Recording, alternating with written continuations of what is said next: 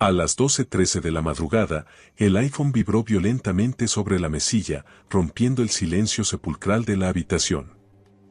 Era Javier, mi hijo mayor, llamando desde una línea que no reconocí. Su voz, habitualmente firme por su rango en el CNI, sonaba quebrada, con un deje de urgencia que me heló la sangre. Papá, no preguntes. Apaga todas las luces, sube ahora mismo al desván y echa la llave. Pase lo que pase, que ni Lucía ni Carlos se enteren de que estás despierto. Hazlo ya. Supe que el mundo se acababa de torcer de forma irreversible. Seguí sus instrucciones a ciegas, moviéndome por el pasillo como una sombra. Ya en el desván, me pegué a la pequeña rejilla de ventilación que daba al salón de la planta inferior. Lo que escuché desde allí arriba comenzó a demoler, ladrillo a ladrillo, los cimientos de mi propia familia. Me llamo Antonio Alonso. Tengo 67 años y he dedicado 42 de ellos a devolver la gloria a óleos castigados por el tiempo en mi taller del barrio de Salamanca. En Madrid, cuando alguien tiene un Velázquez familiar con un rasguño o un bodegón del siglo XVII oscurecido por el humo de las chimeneas, me buscan a mí. Mi oficio es la paciencia, consiste en notar el detalle que no encaja, la pincelada que intenta ocultar una grieta. Nunca imaginé que esa capacidad de observación, refinada entre disolventes y pigmentos, sería lo único que me mantendría con vida. Vivo en un piso señorial de la calle Jorge Juan. Es una vivienda de techos infinitos y molduras de escayola artesanales que Elena, mi mujer, adoraba. Siempre decía que la luz que entraba por los balcones al amanecer era el mejor barniz natural para sus cuadros. Compramos este lugar hace 3 décadas, cuando los árboles de la calle eran apenas unos esqueletos y los vimos crecer hasta cubrir de sombra toda la acera. Hace 8 meses, el cáncer se llevó a Elena y el piso se convirtió en un mausoleo. El silencio era tan denso que dolía. Lucía, mi hija, siempre tan atenta a las formas, no tardó en mover ficha. Hace medio año se presentó con Carlos, su marido, con una propuesta que, en aquel momento, me pareció un regalo del cielo. Estábamos en la cocina, con el sol de otoño bañando el mármol que Elena tanto cuidaba. Lucía me tomó de la mano con una ternura que hoy sé que era puro teatro. Papá, este caserón se te cae encima, dijo con esa voz aterciopelada. Carlos y yo hemos pensado que, ya que nuestro contrato de alquiler en Chamberí está a punto de vencer, podríamos mudarnos aquí. No queremos que estés solo. Además, ya no eres ningún chaval, necesitas que alguien esté pendiente de las cosas. Ya no eres ningún chaval. Debería haberme saltado la alarma con esa frase, pero la soledad es un desinfectante que nubla el juicio. Carlos, con su sonrisa de vendedor de seguros, asintió con entusiasmo. Nos encargaríamos de todo, Antonio. Las facturas, el IBI, la comunidad, el mantenimiento. Todo. Te has pasado la vida trabajando, es hora de que disfrutes de tu jubilación sin quebraderos de cabeza. Acepté. Se mudaron en una semana y, al principio, el cambio fue balsámico. Lucía cocinaba y Carlos gestionaba los recibos y la correspondencia que yo, en mi duelo, había dejado amontonar. Eran solícitos hasta el extremo, casi asfixiantes. No pasaba una hora sin que alguno apareciera por mi estudio para preguntarme si me encontraba bien o si me había tomado las vitaminas. Esa palabra, vitaminas, fue el principio del fin. Lucía me trajo la primera pastilla una noche, una pequeña grajea blanca sobre su palma. Te las ha mandado el geriatra, papá. Son para la agilidad mental, para que no te oxides. Yo no recordaba haber pisado ninguna consulta médica recientemente, pero mi hija hablaba con tal convicción que me la tragué sin rechistar. A partir de ahí, el ritual se volvió sagrado.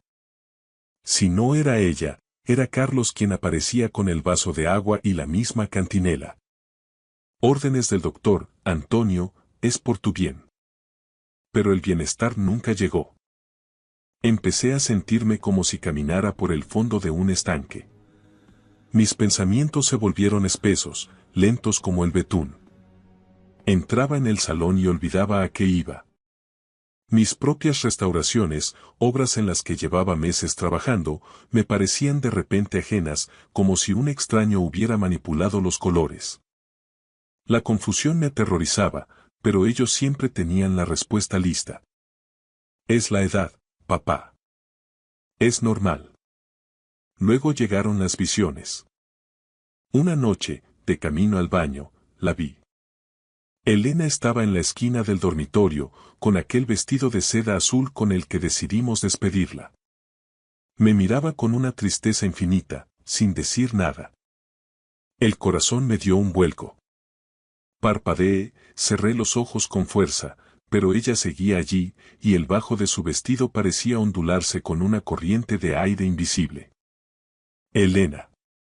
Susurré con un hilo de voz.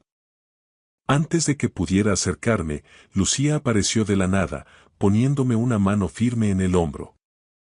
«Papá, ¿qué haces aquí a oscuras? ¿Otra vez estás soñando despierto?» Miré a la esquina y ya no había nada. La frustración y el miedo me impidieron hablar.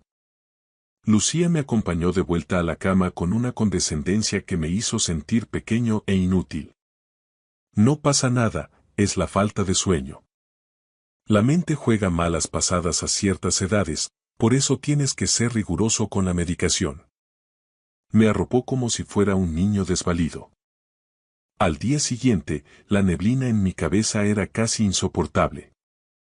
Bajé a la cocina buscando desesperadamente un café cargado, algo que despejara mi mente. Ellos ya se habían ido a sus respectivos despachos y la casa volvía a ser mía por unas horas. Mientras buscaba los filtros en el cajón de los documentos, tiré sin querer una carpeta sobre la encimera. Los papeles se desparramaron por el suelo de baldosas. Me agaché con dificultad para recogerlos cuando un membrete oficial me heló la sangre. Residencia privada Los Olivos, unidad de cuidados especiales. Lo que vi después hizo que mis manos, las mismas que podían reintegrar el color en un lienzo de 3 siglos, empezaran a temblar violentamente. Era una solicitud de ingreso y una evaluación de dependencia a mi nombre. Antonio Alonso, 67 años. Debajo, una lista de casillas de verificación describía a un desconocido. Episodios psicóticos, alucinaciones recurrentes, paranoia, deterioro cognitivo severo, falta de autonomía para las actividades de la vida diaria y, lo más aterrador, riesgo para sí mismo y para terceros. El formulario estaba listo para ser entregado, con todos mis datos personales, DNI, fecha de nacimiento, domicilio, perfectamente mecanografiados. Alguien estaba construyendo una jaula de papel a mi alrededor. Alguien planeaba utilizar mi propia confusión, provocada por esas vitaminas, para declararme incapacitado y arrebatarme mi vida. Me quedé allí, solo en mi cocina, con la luz de Jorge Juan entrando por los balcones, sosteniendo el documento que sentenciaba mi libertad. El mundo se detuvo mientras sostenía aquel documento. Mis manos, capaces de devolverle la mirada a un retrato de Velázquez con la precisión de un cirujano, no dejaban de sacudirse como si tuvieran vida propia. ¿Cómo era posible? ¿Cómo podía mi propia sangre estar orquestando mi muerte civil? En ese instante, la neblina que me había nublado el juicio durante meses se transformó en una claridad gélida y punzante. Las pastillas, el letargo insoportable, la aparición espectral de Elena en el pasillo. Nada de eso era producto de la vejez. Me estaban drogando sistemáticamente para fabricar la prueba de mi propia locura. Esa misma tarde, el teléfono volvió a sonar. Era Javier. Él siempre fue el contrapunto de Lucía. Pragmático, hermético, un hombre forjado en la inteligencia nacional. Oficialmente, estaba destinado en Bruselas como enlace, o eso nos había hecho creer a todos hasta ese momento. Papá, su voz sonaba metálica, filtrada por lo que intuí era un sistema de encriptación de la casa. Escúchame bien y no me interrumpas. No vuelvas a ingerir nada que salga de las manos de Lucía. Ni una pastilla, ni un vaso de agua, ni un café que no hayas preparado tú mismo desde cero. Y por lo que más quieras, no firmes ni un solo papel, por muy inofensivo que parezca. Javier, hijo, es tarde.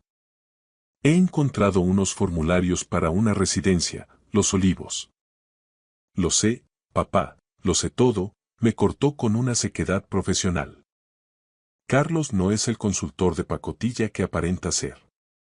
Se ha metido en un odasal de deudas de juego en los casinos de Torrelodones y en timbas clandestinas que no alcanzas a imaginar. Están asfixiados. Necesitan la titularidad de este piso y liquidar tu fondo de pensiones para que no le corten el cuello. Escucha. No les confrontes. Actúa como si siguieras bajo el efecto de los fármacos. Mantén la fachada. Estoy entrando en Madrid. Al colgar, el corazón me golpeaba las costillas como un animal enjaulado. Esa noche, cuando Lucía entró en mi cuarto con la habitual sonrisa de hija abnegada, la pastilla y el vaso de agua, la miré a los ojos y le devolví la sonrisa. Gracias, cariño. La verdad es que estas vitaminas me están sentando de maravilla, mentí, sintiendo el sabor amargo de la traición en la garganta.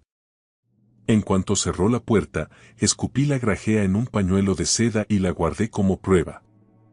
Durante los 3 días siguientes, viví en una vigilia constante mientras la química abandonaba mi organismo. La niebla se disipó por completo y Elena dejó de visitarme en los rincones. Recuperé mi agudeza de restaurador y empecé a observar a Carlos. Lo vi desde la sombra de la biblioteca revisando mi escritorio, fotografiando escrituras de la notaría y manteniendo conversaciones susurradas en la terraza, siempre vigilando hacia el interior del piso. Entonces llegó la noche definitiva.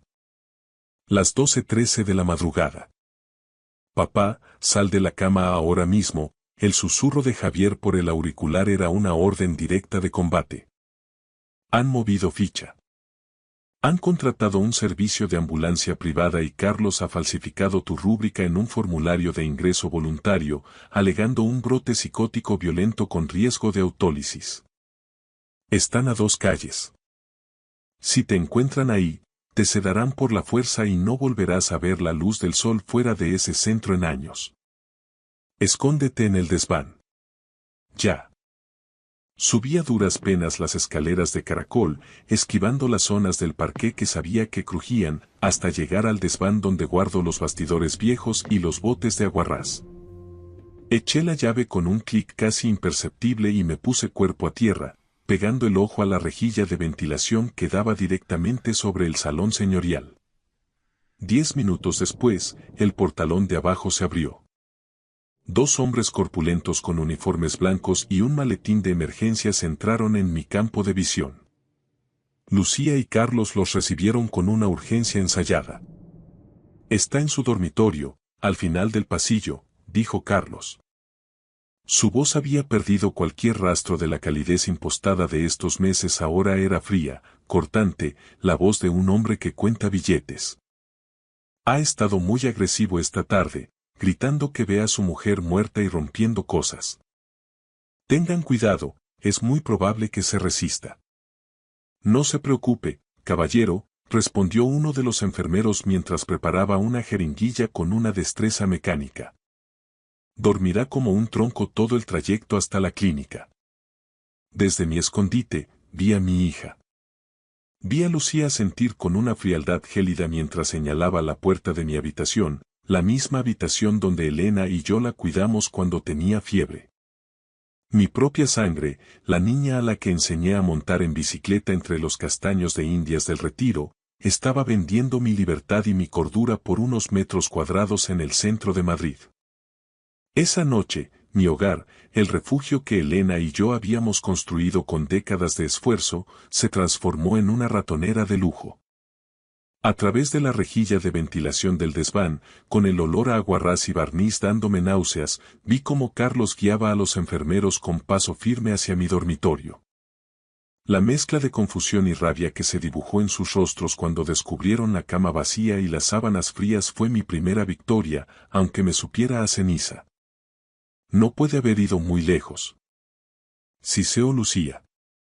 Su voz ya no tenía rastro de la dulzura fingida de los desayunos, era el tono de una extraña, gélida y calculadora, que ve como un negocio millonario se le escapa entre los dedos. Revisad el trastero de abajo, salid a la calle si hace falta. Si alguien lo ve deambulando por el barrio a estas horas, pensará que es otro viejo demente que se ha escapado del control familiar.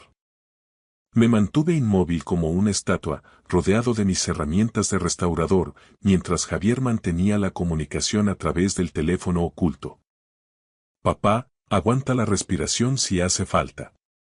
El equipo de intervención está a menos de 5 minutos, pero necesito que grabes cada palabra, cada gesto. La cámara que ocultaste en el cuadro de mamá. ¿Sigue operativa? Había sido mi jugada más arriesgada. Semanas atrás, fingiendo una limpieza de rutina del retrato al óleo de Elena que preside el salón, una obra maestra de su propia autoría, instalé una microcámara de última generación en la pupila de su ojo izquierdo. Elena siempre bromeaba diciendo que sus retratos observaban a los invitados para juzgar su educación. Nunca pudo imaginar cuánta razón acabaría teniendo. Con los dedos entumecidos por el pavor, encendí la tableta que guardaba bajo unos trapos de algodón. La pantalla se iluminó en un blanco y negro granulado, mostrándome el salón. Allí estaban los tres, como buitres sobre una presa que se resiste a morir. Lucía, Carlos y un hombre con un traje demasiado caro al que llamaban Doctor Russo, el director de la clínica Los Olivos. ¿Dónde demonios están los papeles?, preguntó Russo, consultando su reloj con impaciencia. Sin el viejo presente, no hay ingreso forzoso. Y si no hay ingreso, no se desbloquea la transferencia de fondos de su cuenta de inversión. Mi parte son 50.000 euros limpios, Carlos. No me hagáis perder la noche en balde. Tranquilízate, están aquí. Carlos sacó un sobre de piel de su maletín.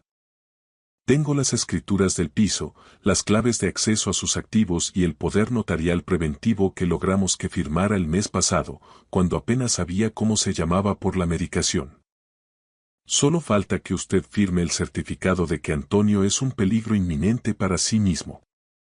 Eso es lo más fácil, rió Russo con una prepotencia que me revolvió el estómago. Con el detallado historial de episodios psicóticos y alucinaciones que Lucía ha estado enviando por correo estos meses, el juez de guardia no tardará ni 10 minutos en ratificar las medidas cautelares de internamiento. Una vez dentro, la incapacitación total será un trámite administrativo. Ver a mi propia hija asentir, verificando que los documentos estuvieran en orden mientras se repartían mi vida, me dolió más que cualquier droga que me hubieran administrado. Pero entonces, Lucía soltó la frase que me heló el alma y me hizo comprender que no solo querían mi dinero. Una vez que esté instalado en tu clínica, Carlos. ¿Cuánto tiempo tiene que durar?, preguntó ella, mirando el retrato de su madre. Lo justo para que no pueda impugnar el poder notarial ante ningún tribunal, respondió él con una frialdad absoluta. Con la pauta adecuada de sedantes pesados, su corazón fallará en unos meses. Un fallo multiorgánico natural, propio de su edad y del estrés de su enfermedad mental. Nadie hará preguntas. Fue en ese preciso instante cuando el eco de las sirenas empezó a rebotar en las fachadas de la calle Jorge Juan. Los destellos azules y rojos de la Policía Nacional se filtraron por los balcones, iluminando violentamente las molduras del techo que Elena tanto amaba. La trampa se estaba cerrando, pero esta vez, yo no era la presa. El estruendo de la puerta principal al ser derribada sacudió los cimientos del edificio, un eco violento que rompió para siempre la paz de la calle Jorge Juan. Policía. Todo el mundo al suelo. Que nadie se mueva. El grito de Javier lideraba el asalto, con una autoridad que nunca le había visto en las cenas de Navidad. A través de la cámara del cuadro, vi la escena como un director de cine de terror. Carlos, preso del pánico, intentó deslizar el sobre de cuero bajo el sofá de terciopelo, mientras Lucía, en un acto de cinismo asombroso, recomponía su rostro para adoptar la expresión de una víctima aterrorizada. Pero el teatro se había acabado.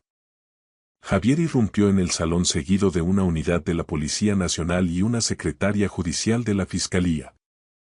Lucía Alonso, Carlos Martínez, quedáis detenidos en este mismo instante, sentenció Javier. Su voz era un bloque de hielo, pero sus ojos delataban una decepción infinita, una herida que ninguna sentencia podría cerrar. Se os acusa de estafa agravada, administración de sustancias nocivas, coacciones y falsedad documental. Tienen derecho a guardar silencio. Bajé del desván con una lentitud solemne. Mis piernas flaqueaban por la tensión acumulada, pero mi mente, libre al fin de la química que me habían impuesto, funcionaba con la precisión de un relojero. Al entrar en el salón, el silencio se hizo denso. Lucía, al verme, lanzó un grito desgarrador, forzando un llanto que meses atrás me habría roto el alma. Papá. Gracias a Dios que estás bien. Estos hombres han entrado a la fuerza, es un error. Carlos, dile que estamos bien, dile que nos están asustando. Me acerqué a ella despacio, ignorando sus brazos extendidos. Me mantuve a 1 metro de distancia, observando esas lágrimas falsas que habían sido el barniz de su traición. Lo sé todo, Lucía, dije, y mi voz sonó profunda, cargada de una fatiga milenaria. Sé lo de las timbas de Carlos en Torrelodones. Sé lo del negocio del doctor Russo y su clínica de los horrores. Y, sobre todo, sé que si tu madre estuviera aquí hoy, no te reconocería. Le mostré la pantalla de la tableta. El video, nítido y cruel, reproducía sus propias palabras. ¿Cuánto tiempo tiene que durar? Al verse descubierta, el rostro de Lucía sufrió una metamorfosis espantosa. La máscara de hija abnegada se agrietó y cayó al suelo, revelando una mueca de odio puro y una ambición desmedida. Ese dinero era mío de todos modos. Gritó mientras los agentes le inmovilizaban las manos para ponerle las esposas. Lo vas a malgastar en este piso de viejos y en cuadros que no le importan a nadie. Te odio, viejo, te odio.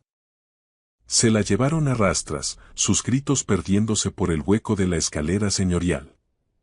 A ella, a Carlos y al corrupto doctor Russo, que ya buscaba en su mente el nombre de un abogado caro. Me quedé solo con Javier en el salón. Él me puso una mano en el hombro, un gesto que valía más que 1000 palabras. Miré el retrato de Elena, su ojo izquierdo, el que guardaba el secreto, parecía brillar con una luz nueva. El cuadro estaba a salvo. El piso estaba en silencio. Pero, por primera vez en meses, aquel silencio ya no era el de un mausoleo, sino el de un lienzo en blanco, listo para ser pintado de nuevo. Muchas gracias por ver. Si les ha gustado la historia, denle a like, escriban un comentario y suscríbanse para no perderse la próxima historia.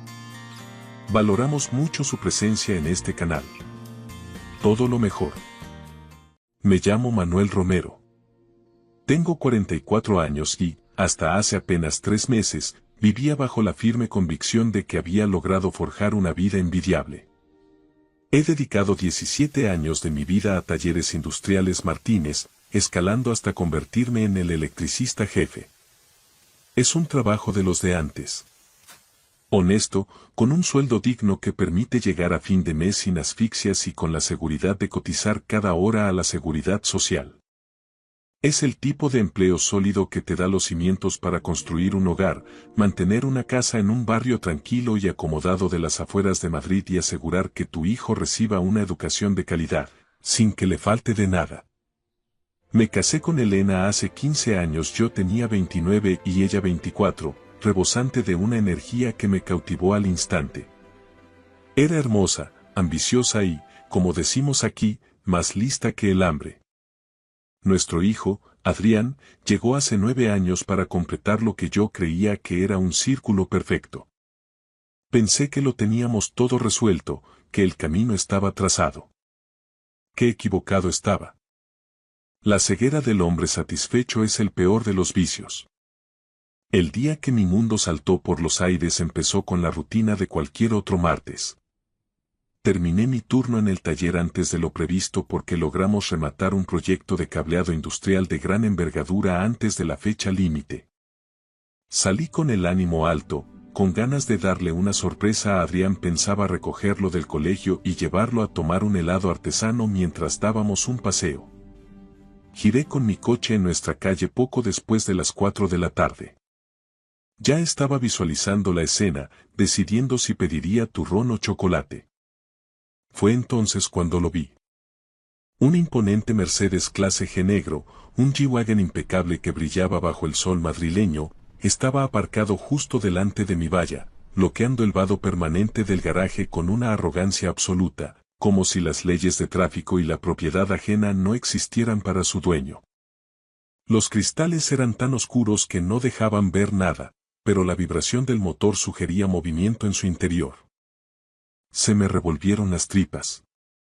Vivíamos en una zona de clase media alta, pero uno no estaciona un vehículo de casi 200.000 euros invadiendo un vado ajeno a menos que pretenda marcar territorio de forma deliberada. Aparqué unos metros más allá y bajé del coche con movimientos lentos, midiendo la situación. Antes de que mis dedos rozaran la verja de mi propia casa, dos tipos salieron del Mercedes. Vestían trajes de corte italiano, de esos que valen más que mi sueldo de medio año. Ambos tenían ese físico inconfundible de portero de discoteca de la calle Serrano. Hombros de armario, cuellos inexistentes y una mirada gélida que buscaba intimidar antes de mediar palabra. Se interpusieron físicamente entre mi puerta y yo, cerrándome el paso. ¿Puedo ayudarles en algo?, pregunté, forzando una calma que mi pulso empezaba a traicionar. La puerta del conductor se abrió con un clic seco y salió ella. Elena, mi mujer. Me sostuvo la mirada sin un ápice de remordimiento, sin una sombra de duda, como si aquella emboscada fuera el trámite más natural del mundo. Entonces apareció él por el lado del pasajero. Un hombre alto, de sienes plateadas, probablemente en sus 40 y pocos, luciendo un traje que no solo gritaba dinero, sino un poder absoluto sobre el entorno. Sebastián Moretti. El nombre me golpeó como un mazazo. Lo había visto en las secciones de Economía y Sociedad, un pez gordo de la promoción inmobiliaria con hilos directos en los despachos más influyentes de la capital. Manuel, dijo Elena, y su voz sonó tan fría y profesional como la de un notario. Tenemos que hablar. Sebastián rodeó la mole de metal negro y se colocó tras ella, apoyando una mano de forma posesiva en la parte baja de su espalda. No era un apoyo, era una marca de propiedad. El gesto fue lento, calculado para que yo sintiera cada milímetro de esa traición. Tu mujer está conmigo ahora, sentenció Moretti. Su acento italiano era sutil, elegante, pero portaba la autoridad de quien no admite réplicas. Su sonrisa era la de un tiburón que acaba de oler sangre en el agua. Hemos venido a recoger sus pertenencias personales. Mi presencia aquí es solo para garantizar que esta transición sea civilizada y fluida. Miré a Elena de arriba abajo, buscando desesperadamente un rastro, un solo gesto de la mujer con la que había compartido cama y vida durante 3 lustros. Elena, ¿qué demonios es esto? ¿Qué clase de espectáculo estás montando? Es exactamente lo que ves, Manuel, respondió ella cruzándose de brazos, con una altivez que nunca le había conocido. Me voy. He comprendido que merezco mucho más de lo que esta vida puede ofrecerme. Mucho más de lo que tú podrías darme jamás. En ese momento, uno de los guardaespaldas, un tipo con el cuello curtido y una cicatriz que le partía la ceja izquierda, dio un paso hacia mí, invadiendo mi espacio vital. El señor Moretti quiere que las cosas queden claras desde el principio, soltó con una voz que parecía el crujido de la grava. Ella está bajo nuestra protección. Tenemos órdenes de romperte un par de costillas si decides que hoy es un buen día para cometer una estupidez. Considéralo una medida preventiva, nada más. El segundo matón sonrió, haciendo crujir los nudillos de sus manos enormes, como quien calienta antes de un partido. Sentí la rabia bullir en mi pecho, una descarga de adrenalina caliente y afilada. Pero si algo aprendí durante mis años de servicio en la Legión, antes de cambiar el fusil por los alicates de electricista, es que la rabia es un arma de doble filo. Solo sirve si sabes domarla y dirigirla. Dejé que una sonrisa lenta, carente de cualquier calidez, se dibujara en mis labios. A ver si he procesado bien la información, dije en un susurro, clavando mis ojos en los de Moretti. Si mi mujer ha decidido tirar por la borda 15 años y traicionar todo lo que levantamos juntos, es su cuenta y su riesgo. Pero has cometido el error de traer a estos dos payasos para amenazarme en la puerta de mi propia casa. La seguridad en el rostro de Sebastián flaqueó un instante, apenas un parpadeo. Es solo un seguro, Romero. Negocios, nada personal. En mi casa, todo es personal, repliqué. Luego, desvié la mirada hacia los dos gorilas. ¿De verdad queréis que este martes termine mal para vosotros, chavales? No esperaron a responder. El tipo de la cicatriz, confiado en su envergadura, se lanzó primero con un derechazo abierto, uno de esos golpes de bar que buscan el espectáculo más que la eficacia. Lo esquivé con la fluidez que te da el hábito 17 años subiendo a cuadros eléctricos y manejando tensión en posturas imposibles habían mantenido mis reflejos y mi elasticidad intactos. Me agaché lo justo para sentir el aire del puñetazo pasando sobre mi cabeza y, aprovechando el impulso de mi ascenso, clavé mi codo con la fuerza de un pistón directamente en su plexo solar. El aire abandonó sus pulmones con un silbido agónico y se dobló sobre sí mismo como una silla de camping barata, desplomándose en el asfalto mientras luchaba por volver a respirar.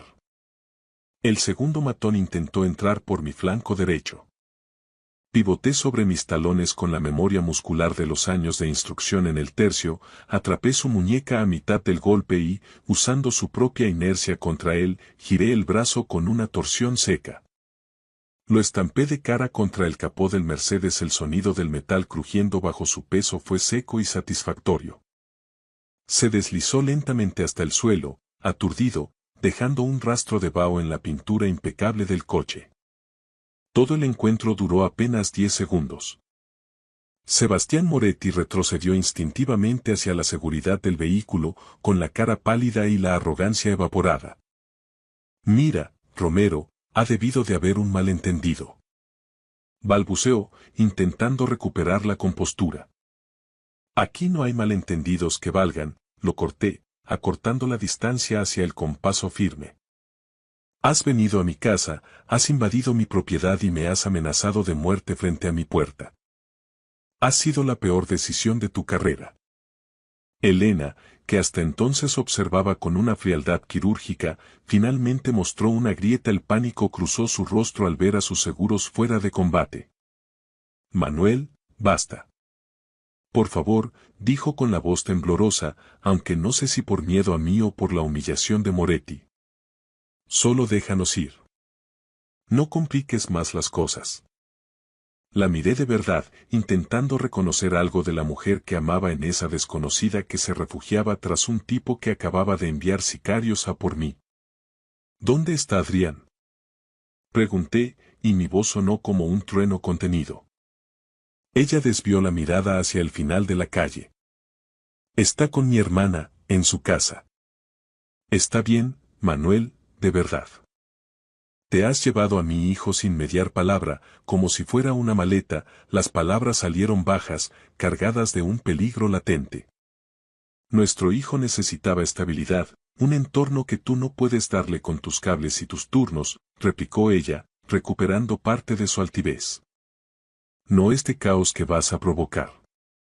Sebastián, viendo que yo no iba a golpearlo si se mantenía quieto, recobró algo de voz, aunque no se alejó ni un centímetro de la puerta del coche. Romero, seamos civilizados. Elena ha tomado una decisión vital y legal. Pelear en la calle como un animal no cambiará el resultado. Fuera de mi propiedad. Ahora mismo, dije cada palabra como si estuviera remachando un clavo en su ataúd social. Se subieron al Mercedes a toda prisa.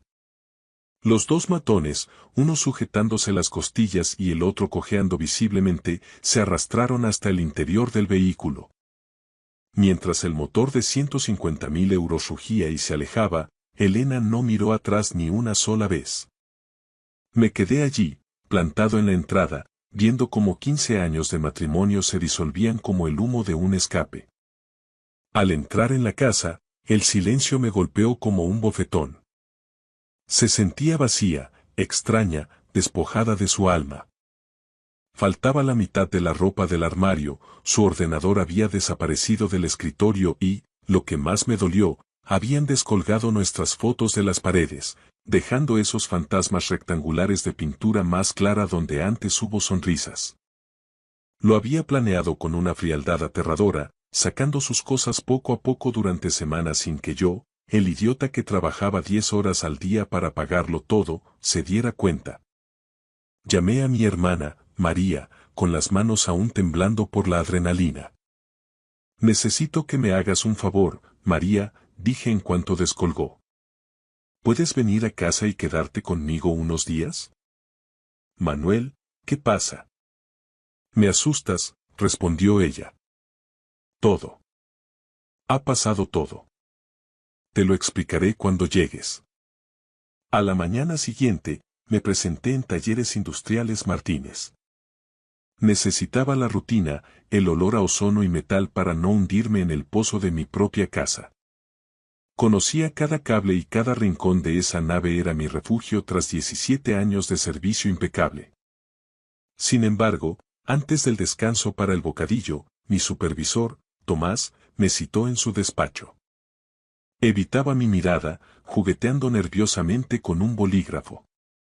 Manuel, tenemos una situación complicada, dijo tras cerrar la puerta. ¿Qué pasa, Tomás? Si es por el proyecto de ayer, ya está todo verificado. Se removió en su silla, incómodo. La dirección ha recibido una llamada de la oficina central de Sebastián Moretti. No sabía que era inversor del grupo y que ahora tiene un asiento en el consejo de administración. Ha pedido reestructuraciones inmediatas en el taller. Me estás despidiendo por un capricho personal de ese tipo, no fue una pregunta, fue una sentencia. Tomás parecía realmente hundido. He dado la cara por ti, Manuel. Sabes que eres el mejor jefe que hemos tenido, pero la orden viene de muy arriba. Mis manos están atadas. Me levanté despacio, sintiendo el peso de los 17 años que le había regalado a esa empresa. Recogí mis herramientas de la taquilla en un silencio sepulcral. Mis compañeros lo intuían, algunos intentaron acercarse, pero solo pude negar con la cabeza. ¿Cómo explicarles que el nuevo amante de mi mujer era lo bastante poderoso como para quitarme el pan con un simple chasquido de dedos? Al llegar a casa, el buzón escupió un sobre de color sepia.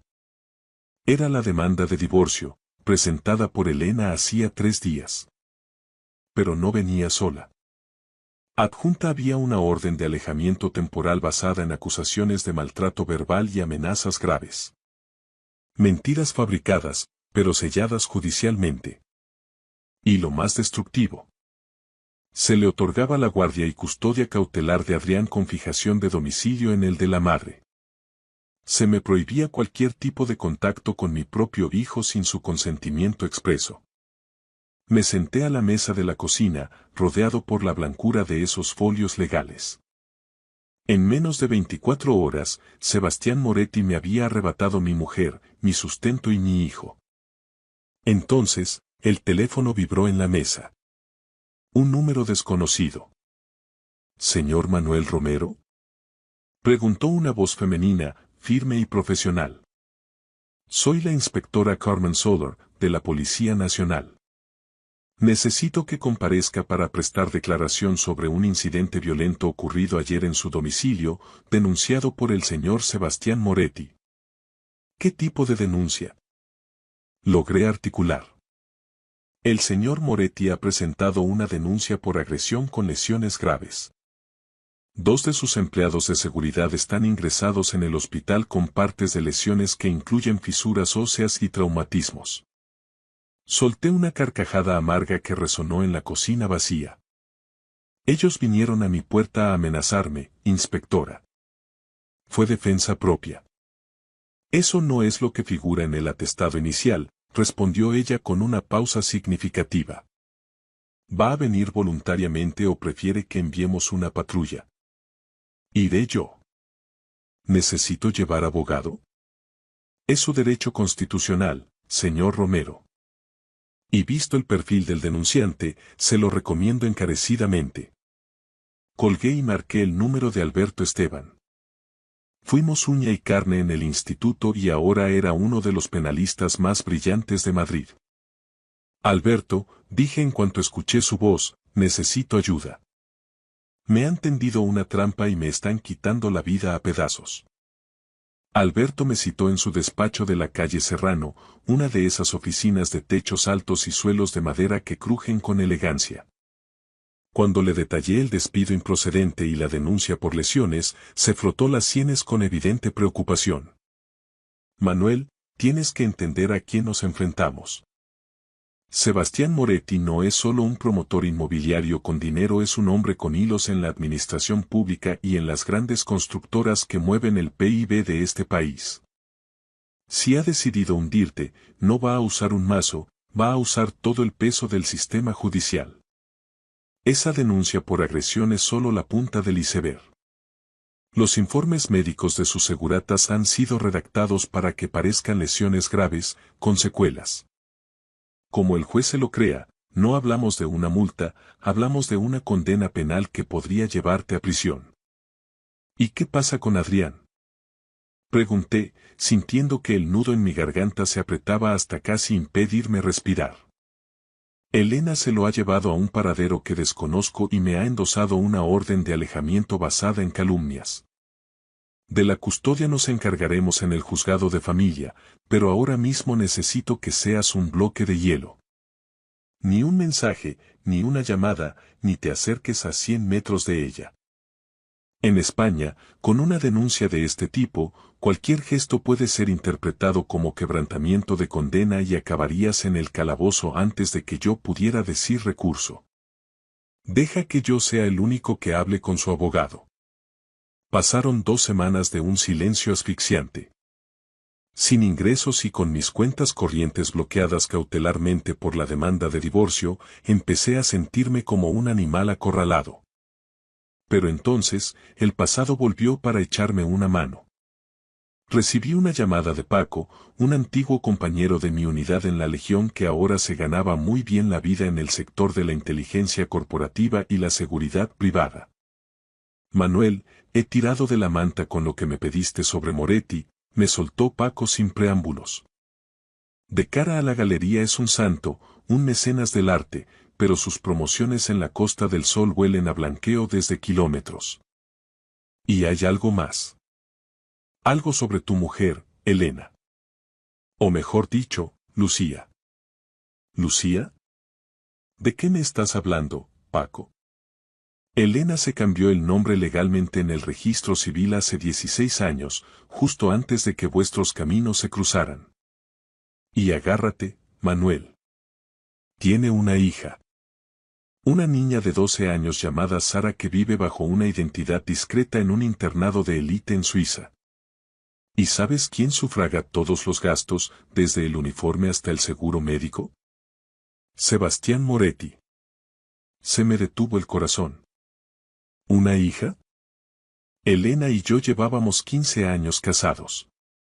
Eso significaba que cuando nos conocimos, ella ya tenía un bebé o estaba embarazada, y me había ocultado esa parte de su alma durante cada minuto de nuestra vida en común. Todo nuestro matrimonio no había sido más que un montaje, una farsa minuciosamente diseñada sobre los cimientos de una traición previa. Fui a ver a Alberto con estos datos. Él consiguió, mediante contactos que prefirió no revelar, acceder a ciertos registros históricos que Elena creía enterrados bajo llave. Lo que descubrimos fue un pozo de sombras aún más profundo. El padre de esa niña no era Moretti.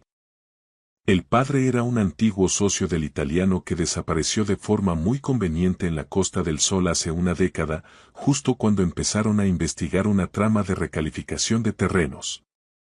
Esto es dinamita, Manuel, sentenció Alberto, hojeando los informes.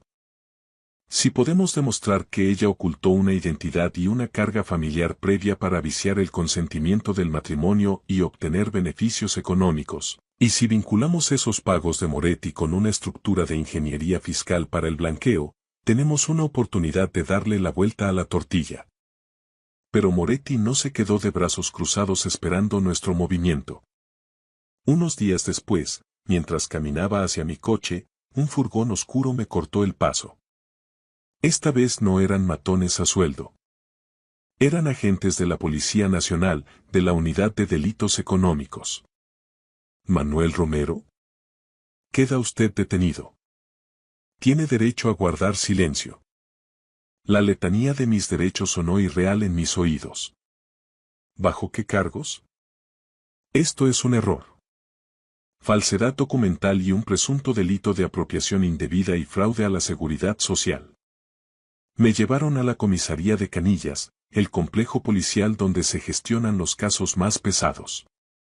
Resultó que alguien había sembrado archivos comprometidos en el servidor central de Talleres Industriales Martínez. Documentos que sugerían que yo, aprovechando mi cargo de jefe, había estado desviando fondos a través de compras ficticias de material eléctrico y creando nóminas para trabajadores fantasma.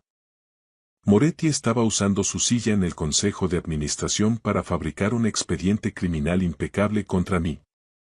Pasé la noche en un calabozo frío, donde el olor a desinfectante y desesperación se te mete en los poros. El frío del banco de cemento no era nada comparado con la gélida determinación que se estaba fraguando en mi pecho. Me habían arrebatado mi buen nombre, mi honor de trabajador y mi libertad. A la mañana siguiente, Alberto apareció en los locutorios con una expresión sombría. He conseguido que el juez te deje en libertad con cargos, Manuel. Pero la situación ha pasado de crítica a desesperada. El fiscal, presionado por la acusación particular de la empresa, está barajando una petición de 8 años. Y hay algo más. Moretti ha movido hilos para que el juzgado de familia otorgue a Elena la custodia total de Adrián por entorno inestable del padre. Tienen planeado mudarse a Italia el mes que viene, alegando una oferta laboral de Moretti allí. Quieren sacarte a tu hijo del país legalmente. No voy a permitir que crucen la frontera con mi hijo, dije, y esta vez mi voz no tembló, sonó como el impacto del acero contra el yunque. Entonces se acabó el jugar según las reglas, respondió Alberto, deslizándome un sobre por debajo del cristal. Paco encontró esto anoche. Son registros contables de cuentas offshore. Pruebas de que Moretti ha estado sobornando a inspectores de urbanismo en varios ayuntamientos de Madrid para sus nuevos complejos de lujo. Y adivina quién aparece como apoderada y firma los pagos desde esas cuentas fantasma. Elena, susurré, viendo su firma en una copia de un cheque. Elena no era una víctima de la seducción de Moretti. Era su cómplice necesaria, su mano derecha en la sombra y la arquitecta de su imperio de corrupción. La guerra ya no era solo por mi libertad, era por la verdad. El mundo resultó ser mucho más pequeño y peligroso de lo que jamás alcancé a imaginar. Pronto descubrimos que Sebastián Moretti no solo me quería fuera de juego a mí, mi abogado y mejor amigo, Alberto Esteban, también entró en su punto de mira. Moretti no es solo un empresario sin escrúpulos, es un depredador sistémico que devora a cualquiera que ose interponerse en sus planes de expansión. Mientras ultimábamos la estrategia para el juicio penal por la agresión fabricada, la familia de Alberto sufrió un ataque que nos heló la sangre. 2 tipos con pasamontañas intentaron forzar a su esposa, Michelle, a entrar en una furgoneta oscura justo frente a su chalet en las afueras de Madrid, a plena luz del día. Por fortuna, la valiente intervención de unos vecinos que paseaban al perro frustró el rapto, pero el mensaje quedó grabado a fuego en el asfalto. Dile a tu marido que se retire del caso, o la próxima vez no habrá testigos. Alberto, a pesar del terror lógico por la seguridad de los suyos, reaccionó con una terquedad puramente española, esa que surge cuando te tocan lo que más quieres. Michelle, lejos de amedrentarse, fue quien le dio el empujón definitivo con una frase que se me quedó clavada en el alma. Si nos rendimos ahora, Alberto, nuestros hijos crecerán sabiendo que hay que inclinar la cabeza ante el matón que tiene más dinero. No vamos a dar ni un paso atrás. Ese intento de secuestro fue el error de cálculo que la inspectora Carmen Soler estaba esperando. Moretti había sobrepasado una línea roja. Lo que empezó como un turbio proceso de divorcio y una supuesta pelea vecinal se transformó en una instrucción por coacciones, intimidación de testigos y crimen organizado. Carmen movilizó recursos de la Policía Nacional que normalmente solo se despliegan para desarticular cúpulas mafiosas. Sin embargo, el golpe definitivo, el que realmente agrietó el muro de Moretti, vino del corazón de mi propio hogar. Mi hijo, Adrián. Elena me había prohibido cualquier contacto bajo amenaza de cárcel, pero la sangre es más fuerte que los autos judiciales. Adrián, con una astucia que no sabía que poseía, logró escapar de la casa de su tía donde lo tenían prácticamente recluido, y cruzó medio Madrid en metro hasta llegar, llorando y exhausto, a casa de mi hermana María. La audiencia crucial se celebró en los juzgados de Plaza de Castilla. Todo pendía de un hilo. El magistrado a cargo del caso, el juez García, de quien Paco había descubierto que compartía palco en el Bernabéu y jornadas de caza con Moretti, mostraba una inclinación vergonzosa hacia la versión de Elena. Ella estaba allí, sentada en el estrado con un traje de sastre impecable, interpretando el papel de su vida. La madre coraje y víctima de un marido violento, secándose lágrimas de cocodrilo con un pañuelo de seda. Pero entonces, en un giro que nadie en esa sala esperaba, las puertas se abrieron de par en par. Entró Adrián, de la mano de mi hermana. «Quiero vivir con mi papá», gritó con una fuerza que me desgarró el pecho. La voz de mi hijo de 9 años resonó contra las paredes de la sala con la pureza de la verdad. El novio de mamá es un tipo asqueroso. Intenta comprarme con regalos caros, pero lo odio. Y mamá miente. Me obligaba a decir que estábamos en casa cuando ella se iba con él. Me obligaba a mentirle a mi padre. La sala estalló en un murmullo ensordecedor. El juez, visiblemente incómodo por la presencia del menor, intentó imponer orden, pero la máscara de Elena ya se estaba resquebrajando.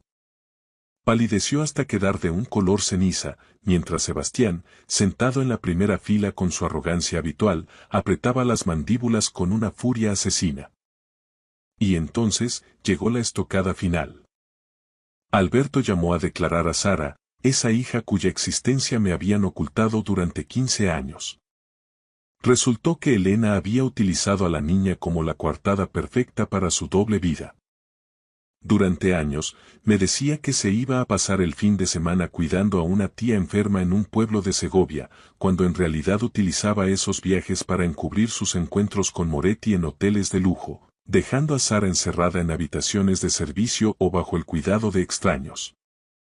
Sara, con la mirada fija en la madre que la había usado como un objeto desechable, relató al tribunal cómo Elena la había abandonado emocionalmente, recurriendo a ella solo cuando necesitaba una tapadera para sus estafas o sus infidelidades. Las mentiras de Elena se desmoronaron como un castillo de naipes ante la mirada atónita del tribunal. Pero esto era solo el principio del fin. El imperio de Moretti estaba a punto de arder, y nosotros teníamos la cerilla. La investigación exhaustiva de la inspectora Carmen Soler, apoyada por la Unidad de Delitos Económicos, reveló una realidad mucho más siniestra que una simple infidelidad. Elena no solo me había traicionado en el terreno personal, ella era el topo de Moretti infiltrado en las entrañas de Talleres Industriales Martínez. Resultó que Sebastián llevaba más de una década maniobrando para monopolizar los contratos de mantenimiento de infraestructuras críticas en toda la Comunidad de Madrid.